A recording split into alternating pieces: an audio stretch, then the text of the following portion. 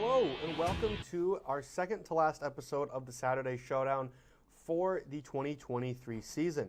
I'm your host, Parker Striha, and we do have a very exciting episode today. I'm, of course, going to kick us off with an episode with head football coach Ian Shields.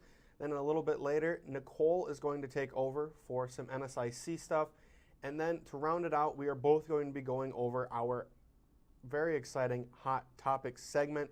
So don't go anywhere. But without further ado, the Minot State Beavers football team is currently 0-6 on the season. After a 46-9 defeat by Northern State University last weekend, the Beavers continue to search for their first win of the season. Today, the Beavers host the Concordia University St. Golden Bears in their second to last home game of the season. I'm now joined by Beaver head coach Ian Shields. Coach, thank you for joining me. How are you doing today? Well, we're doing well. We're excited to play Concordia back at home. We played better at home this year than we have on the road, and so it's good to be back in front of our people. And I think our guys will be excited to play. Yeah, I just kind of after that loss to Northern last weekend, what were your thoughts following that game? I know you just touched on it. You guys haven't played as good on the road as you have at home. What were your thoughts following that game? Yeah, we didn't play well. Really, any phase of the game, offense, defense, the kicking game when we got a pump blocked. We didn't return the ball well on our kickoff return. There's a lot of things to point to, but collectively we didn't play well enough. We didn't coach well enough. We didn't do anything well enough. The positive was the buses got us down there safely, and then they got us back safely, and anything in between was pretty rough. So we're a young team. We have 4 or 5 starters out. It's that time of the year. I think a lot of people probably do. But when you lose your quarterback, like we lost Dawson McCleary with a broken collarbone in the Wayne State game. Ben Hardy's the tight end, is a fixture for us and a leader. We've had some missing pieces certainly that haven't helped our situation. When you have, we don't have many veteran players, but some that we have been knocked out. So, like I said, we're building this thing. We're building. I think the attitude's been, all things considered, pretty dang good. And like I said, we got another opportunity today, and it's a talented Concordia team. But like I said, we're anxious to just keep playing and playing better football. We didn't play well last week, certainly. And I mean, you just touched on it. A couple big players missing last weekend. Ben Hardy, Evan Lovett, Dawson McCleary. With a lot of those older veteran players, like you said, not a lot of them, but with a lot of those guys out right now, how impressed have you been with all of these young guys that have stepped up to fill those shoes? Yeah, no, that's a bright spot. Is some of the youth and they're learning on the job. Some of them before they're really ready, but you look at, like I say, a Miles West at running back has put up great numbers for a true freshman. Aiden Shoemate started left tackle every game as a true freshman. Dondre Fair stepped in and doing a nice job. Redshirt freshman. There's a bunch of young players, offensively and defensively, that are getting opportunities right now. Ike Mikalele, Deuce Carr on defense. True freshmen that are out there a lot. I'm probably missing a bunch. I don't want to neglect anyone else. Someone's mom get mad at me. But there's some talented young guys. But like I said, it's going to take time. It's going to take time to build. It's going to take time to stack some W's. But I like the path we're on. You just like to get there faster. It's obviously for everybody involved. We're putting in a lot of hard work behind the scenes. Our players are working really hard in the weight room, strength and conditioning, you name it. It'd be nice to validate some of that hard work with a W. And following a loss last week, what does your week of preparation look like as you prepare to go head to head with this Concordia St. Paul team? Well, we have a challenge with this team. I think last week we weren't competitive. We weren't nearly physical enough. We got whooped at the line of scrimmage on both sides of the ball. That much was apparent, when you played Northern, who had probably one of the better defensive fronts in the conference. So that's the challenge today, too. I think Concordia's offensive line is really probably the strength of their unit, certainly offensively, maybe their entire team. Their offensive line is really good, and they got a great back. And the Richardson kid, I believe, is number 1. He can go. He's one of the top running backs in the conference, highly productive. So as that O-line goes and as the back goes, so does their team. How have you made sure your guys don't count out this Concordia team, even though, record doesn't show a lot, but like you said, they're a tough team, good team. So how have you made sure your guys don't count these guys out? Well, I don't know if we're in the business of counting anybody out. We haven't won a game yet. So, we got work to do. but still, our focus isn't as much on Concordia. Certainly, we're glad they're showing up and we'll have someone to play against. But we just need to play to our standard, to what we're capable of achieving, and we haven't done that yet. So that's the goal today: is play good football collectively together. Yeah, and I mean, the last couple of years, Minot State has had some good success against Concordia, winning 2 of their last 3, and they've done so by running the ball. And I mean, you guys obviously have been a really good running team all year. So, I mean, how are you guys looking to establish this rushing game against a team that it seemed to work against in the past? Yeah, I mean, that's what we do. I mean, we're a run-based system, so certainly there's some pass game, play action opportunities attached to that, but we need to run the ball to be successful, and that's not just about the offense. That keeps our defense off the field and their offense off the field, which is the best defense. So it's complementary football in all 3 phases of the game, and if we can do that, certainly it bodes well for us. You know, and are there any specific matchups today between you and Concordia that you're excited to see it play out on the field? Well, I think, as I alluded to, it's going to be the matchups up front on both sides of the line of scrimmage. Our defensive front hold up against their offensive line, and again, our offensive line, get some push and some movement up front, which we were unable to do last week against Northern. So that's been the challenge all week. We've had a physical week of practice. That's been the emphasis. Hopefully that hard work comes to fruition here today between 1 and 4. And kind of just moving on from that game, you just officially passed the halfway mark of your first season here at Minot State. And I mean, despite the 0-6 record, how do you feel this young team and young coaching staff also have been progressing and growing together as the seasons went on? Oh, we certainly have been. I'm encouraged. It's we knew that. I mean, I knew the job was dangerous when I took it. I mean, no one has to look at the history here, the records, and what it's been. So we know there's work to do. We need a ton of support from our administration, from the community. We have that. We just got to keep working. We have to keep recruiting too, and it's about talent acquisition and talent development. So we have to do both parts of that. We got to get the talent here. Some is here. We got to get more, and then we need to develop when they get here. Yeah, absolutely. And I mean, season's end is just around the corner. Only a couple games left after today. So I mean, how have you been making sure this team stays motivated with that season's end just around the corner? Well, it's always the challenge, especially when you're not having success, on the scoreboard. So, but we tell our guys it's a process. We give the analogy: you got to water the bamboo. Bamboo doesn't shoot up overnight. It takes years and years of growth and development, fertilization, watering, and that's what we got to do. We just got to keep watering the bamboo. Eventually, it's going to shoot up. You just got to trust the process. And I mean, last 2 home games this week and next week before a final 3-game road stretch.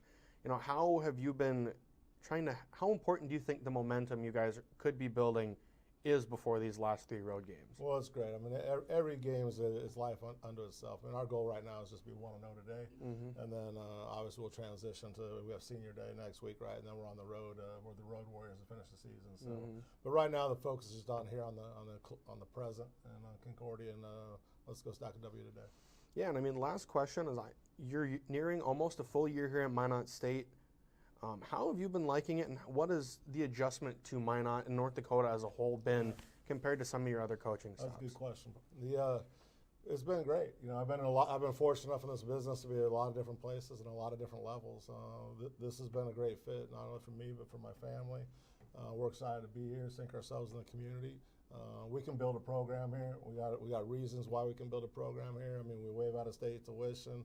We have an international airport here. We got a city of 50,000 people. We got good places to eat. There's good people here.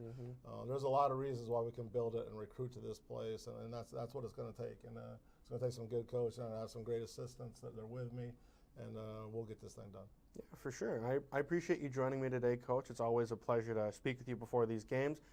But once again, this has been head coach Ian Shields for the Minot State football team. Don't miss their game today against Concordia University St. Paul here in Minot at Herb Parker Stadium. This is Saturday Showdown, brought to you by Marco's Pizza. When we come back, we are going to have Nicole taking over for the NSIC segment, so don't go anywhere. Thank you to all of our underwriters. Trinity Health is a comprehensive healthcare system based in Minot, North Dakota. Fiancé, with all your prom and bridal needs, located in downtown Minot. KCJB 910 AM, Minot's news and information station. Buffalo Wild Wings. Wings, beer, sports. KIZZ FM Z94, playing today's hit music. Mix 99.9, Minot's music mix. SRT, offering a number of services including phone, TV, internet, and security. KRRZ, 1390 AM, Minot's classic hits. KZPR 105.3 FM, Minot's rock station. East End, where the poor is worth so much more, located in downtown Minot. Qdoba, easy, on time, full of flavor. Nice Impressions, no job is too big or too small, located in downtown Minot. MSU Beavers Hockey. Online info at msubeavers.com. Forward Communication, connecting professionals in the Midwest. El Azteca, authentic Mexican food on North Broadway near the airport. MSU Theater Department, year-round entertainment. Red and Green, MSU's student-run newspaper. MSU Bookstore, for all your campus needs. Minot Nutrition Addiction, offering healthy smoothies and meal replacements on the go.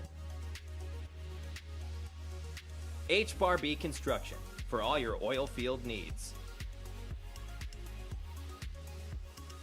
Bear's Cat Donuts, located on Broadway across from Minot State campus.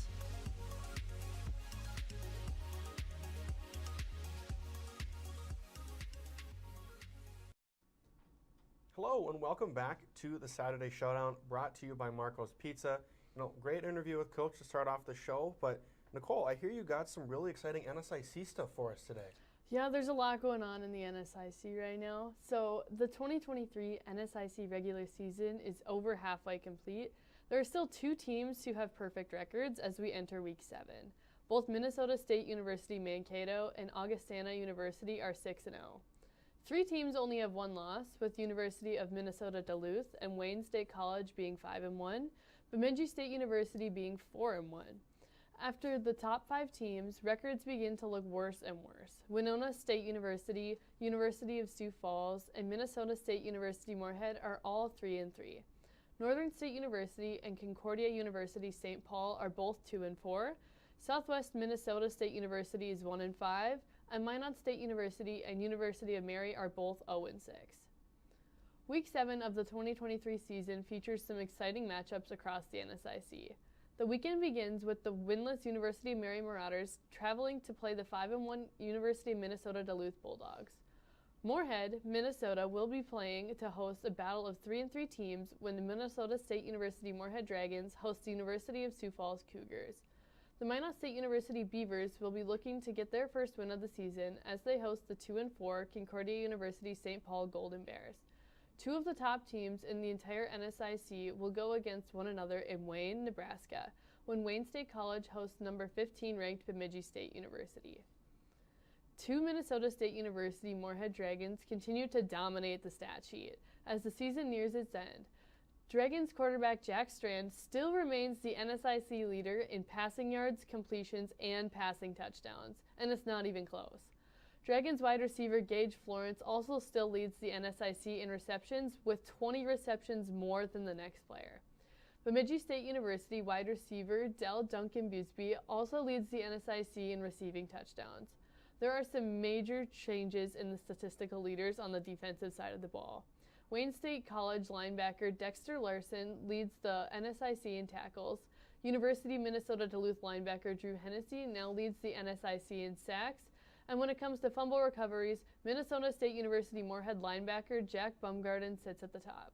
So looking at these stats, it seems a lot like MSU Moorhead is really going for a lot at the top of the charts here. So what are your thoughts on that, Parker? You know, definitely you look at Jack Strand, Gage Florence, they're dominating all the passing statistics. Obviously, Gage, I believe, is also second in receiving touchdowns and yards. So that offense has been lethal. And obviously, Jack Bungarten is the leading fumble recovery. I know it's kind of a not as important defensive statistic, but it's still crazy that Moorhead's leading in so many different statistics.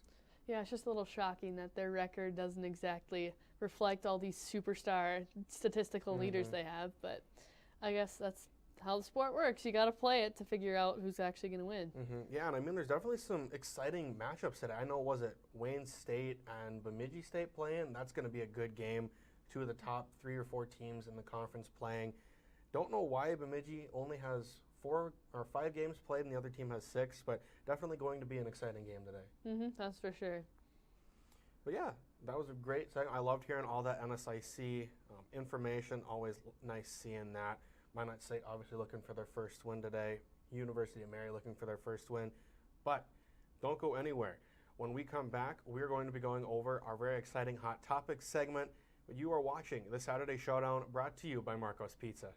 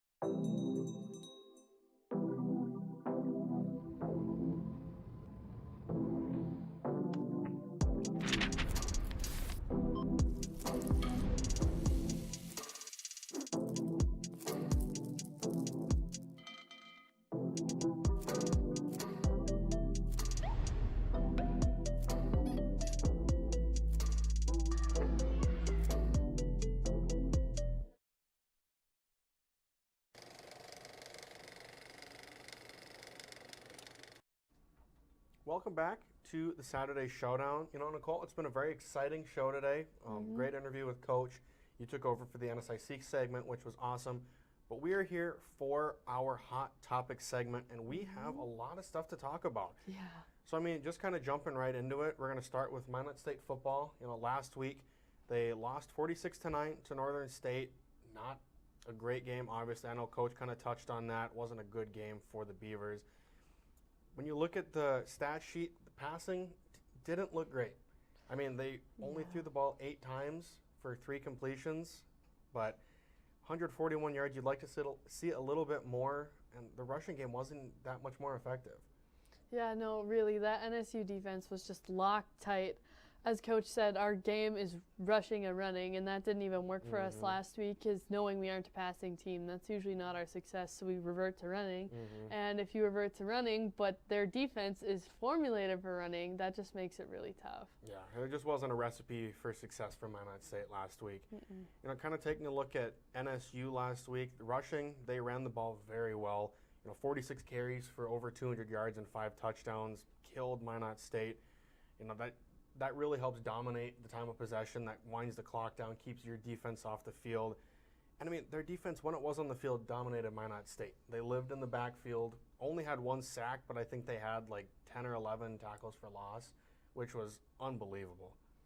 Yeah, I mean, just looking at the play-by-play and drive charts and stuff like that, I think towards the end of the game we might have gotten a little predictable, because if you look at it, all we had was shotgun offense the entirety of the game, which after so long they would catch on to it. I think our first half was definitely better than the second half of play there. Yeah, and I mean, you'd like to see a little bit more of that under center formation, but I mean, you got to do what you can with what you have out on the field. You know, kind of looking past Northern State, today they play Concordia University St. Team that's only 2-4 on the year, but like Coach and I mentioned, still a tough team. You can't let the record dictate anything when it comes to these games. What kind of happened the last time these two teams played? So last time they played was actually last season in November, and St. Paul won 19-11. MSU's rushing was 31 carries for 51 yards. Again, running the ball just was not working for them. The defense had 3 sacks, though, which is a pretty good stat considering. And then we had Kylan Levi with 2 interceptions and 4 tackles. But the last 10 times these teams have met, actually, MSU's only won 3. Yeah, and I mean, I think 2 of those wins have came in the last 3 years. I know, I think it was 2019 and 21. They won, like I said with Coach, they dominated the running game with those games. Obviously lost last weekend, but you know, keys to today's game. You know, I think you need, if you're Minot State, you need to force St. Paul's quarterback to make mistakes. He has more interceptions than touchdowns thrown this year, which is obviously great if you're a defense, but this team is also averaging the 3rd least amount of passing yards per game at 170, which helps Minot State's defense, but their passing defense hasn't been great. Minot State's allowed the 3rd most passing yards per game, and they also only have 2 interceptions on the year. So it's kind of a weird matchup, not a great passing offense against not a great passing defense, so it'll just kind of be a battle to see who can kind of take that next step and win. Yeah, it's definitely going to be shifted way more towards the running game this time, which, I mean, if you have bad passing offense, bad passing defense, you're going to be vice versa, and you're going to have the bad rushing defense against the bad rush.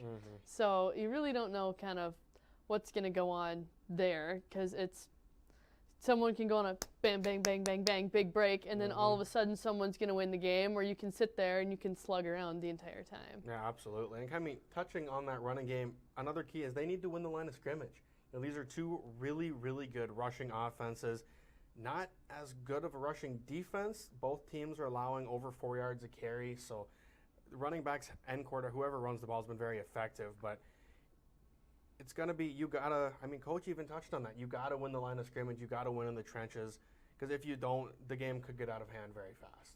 Yeah, I think this game's just going to end up taking a lot of grit from Minot State, and I think this is definitely a good team for them to come out and show up against, especially with what Coach was talking about earlier, the things that they practice and go over, and just looking at kind of how our matchup is going. And I know Coach Shields is a very good coach, and as he said, if you come into a program, to turn it around usually isn't a snap of the finger overnight. And you've been watching all season, even after losing some of his vets, they're slowly coming into their shoes and filling them. Like Miles West came in and he's filling those shoes. DeAndre Fair. Absolutely. They're just really stepping up to the plate, and he's really getting them to be great athletes. In the next couple of years here, I could really see them doing some heavy damage. Yeah, and it's been really awesome to see a lot of these just true freshmen. It's not even like they've been in the system for more than a year. These guys fresh out of high school, and they're showing up, and they're playing extremely well. But, kind of moving past Minot State, high school football in the area has been really picking up. The Class A playoffs are starting next week. And I think that's highlighted by my alma mater, the Velvet Drake Animus Garrison Aggies. Last week, or yesterday actually, they moved to 9-0 after beating Ray Powers Lake 52-7. That win secured them home field advantage throughout the entire playoffs until obviously they reached the Fargo Dome, which I'm hoping they do. And then they're also on a 22-game winning streak, going back all the way to the beginning of last season. So it's a great time to be an Aggies fan. Yeah, the Aggies are just. They're always known for having that good football program, but the last 2 years, they've really just skyrocketed, and they have all this young talent. Because one thing I would say about the Aggies is that they aren't a team who picks their class, like the class of 2025, and makes them start from freshmen all the way to seniors and just wipes out everyone else. They really do a nice job of letting their seniors have their time, the juniors start coming up, but also playing those freshmen and sophomores, even if it's just on special teams. So they get those minutes. That way you're always rolling over good athletes with experience, rather than having your one really talented group. Then you have to clean slate and clean house all the time. Yeah, I'm glad you touched on that. That Aggies class of 25 is elite. Starting quarterback, starting running back, receivers. There's talent all over that team. Ben Shep, their starting quarterback, started last year as a freshman, led the team to a state championship. So, I'm excited. I don't think the matchups have been announced, but I'm excited to see who they play next week in Velva. I will unfortunately be out of town, but I'm hoping I can make one of their playoff games. Kind of looking past high school, college football is picking up. FCS, some big matchups today. What do we got for that? So we're looking at the biggest matchup going on in the state right now. We have North Dakota State University, who's 4-1 after falling to University of South Dakota Coyotes, and then they're playing at the Alaris Center against the University of North Dakota Hawks, who are 3-2 on the season. Kickoff's at 1 p.m.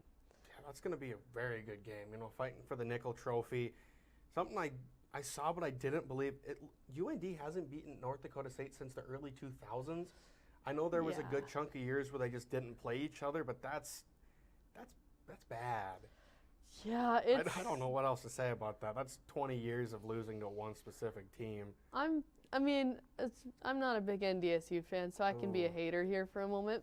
I'm not a fan of them, and they just lost to USD, who, they're a good team, but they aren't the team. And if NDSU plans on going back down to Texas, they're going to have to get it together, because they went from being number 1 and 2 with SDSU, NDSU, dropping down to 4. USD took that number 2 slot from them, and UND's sitting a little further down around 7. Yeah, it's very exciting because, there's not a lot of season left before playoffs, but North Dakota State definitely has got to pick it up because they play South Dakota State in, I think, just a couple weeks. And if that has potential to be a bad game if South Dakota State keeps going up and NDSU keeps going down. But, kind of looking at some Minot State sports, I know you wanted to touch briefly on our volleyball team. They've been struggling this season. Lost last night to Minnesota State University Moorhead. They play today at 5, I believe, down in South Dakota. What have you been thinking about them? So our volleyball girls, they have all the variables there. I think they're just finding that perfect rotation. They were looking at it when they actually switched their libero to Tate Beckel. They had a really good thing going on there, and then they switch it back and forth with Kendall Braun. Actually, both of them are from Minot, so good for them. It's a really good lightning offense. It's just they struggle a little bit more with keeping the ball in bounds off a block, which, again, if you're hitting into someone's hands, you really can't control where it's going to go. You get lucky or you don't sometimes, but I think they're a really good squad. They have just such great energy, and Coach Lahaki and Courtney just do an awesome job together. And I really think that the team's chemistry and bonding is something that's really special for Minot State. Yeah, I don't know what a lot of that meant because I'm not huge into volleyball, but I'll take your word for it. But I think it's about time we wrap it up. It's been a very exciting show today for the Saturday Showdown. You know, great interview with Coach. I always love talking to him before some of these games. You know, I loved your NSIC segment. I thought it was very insightful. And I mean, this Hot Topic segment has been great. You got any thoughts about today's show? I think it was great, especially hearing from a head coach. Every week it's really nice to hear from him what his plan is, what he thinks, and what's really going on there. But yeah, don't forget, next week will be our last Saturday Showdown for the 2023 season, and it'll also be our last Saturday Showdown in this location because next fall, Hartnett Hall will be completely renovated and ready for us to be in. But this has been the Saturday Showdown brought to you by Marco's Pizza. Once again, tune in next week, and we will all catch you next time.